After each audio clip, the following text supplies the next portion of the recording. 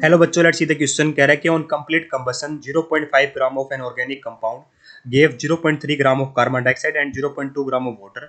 Determine the percentage composition of water carbon, है ना। देखिए बेटा, जब कार्बन और हाइड्रोजन दोनों प्रेजेंट होते हैं, कार्बन और हाइड्रोजन का एस्टिमेट करने का तरीका क्या होता है बेटा?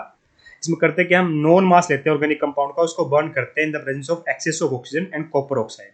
तो कार्बन और हाइड्रोजन इन द कंपाउंड कैसे हो जाते हैं बेटा? ऑक्साइड हो जाते हैं कार्बन कार्बन डाइऑक्साइड में और वाटर में ना। तो CXHY की रिएक्शन कराई जाएगी बेटा। तो बैलेंस रिएक्शन लिख रहा हूँ बेटा मैं, इस तरीके से बन जाएगी कुछ। ठीक है, बर्न किया जाएगा बेटा कि जब हमारे हाइड्रोकार्बन को, है ना, तो ये कुछ इस तरीके से बनता हुआ दिखाई दे रहा होगा, ध्यान देना। तो अब क्या देखोगे, जो मेरा मास होता है वाटर का प्रोड्यूस किया जाता है, वो डिटरमाइन किया जाता है by passing the mixture through a wet U tube containing anhydrous calcium chloride. तो कार्बन डाइऑक्साइड क्या होती है बेटा?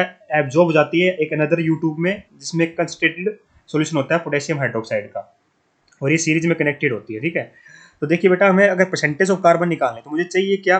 ऑर्गेनिक कंपाउंड की परसेंटेज चाहिए। तो मुझे क्या चाहिएगा बेटा? यहाँ पे एग्जैक्ट हम डायरेक्ट फॉर्मूला लगा सकते हैं।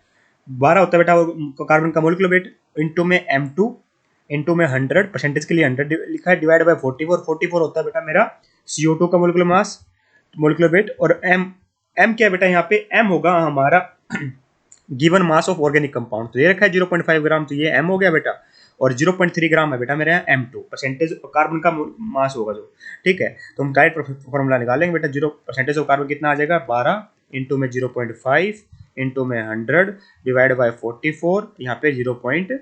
अच्छा, ऑर्गेनिक कंपाउंड का वेट, अच्छा ऊपर कार्बन का आएगा बेटा ना, ऊपर वेट मेरा कार्बन का आएगा, ऑर्गेनिक कंपाउंड का 0.5 है, तो यहाँ आ जाएगा 0.3, 0.5। अब बस इसको सोल्व कर लेते हैं फटाफट से। नीचे आएगा मास ऑफ ऑर्गेनिक कंपाउंड, जो ऑर्गेनिक कंपाउंड का मास 0.5 है। अब सोल्व करेंगे तो बेटा डेसिमल से डेसिमल तो डायरेक्ट हट गया, है ना। ये 4 के टेबल में बेटा 11 पर, 4 के टेबल में 3 पर गया।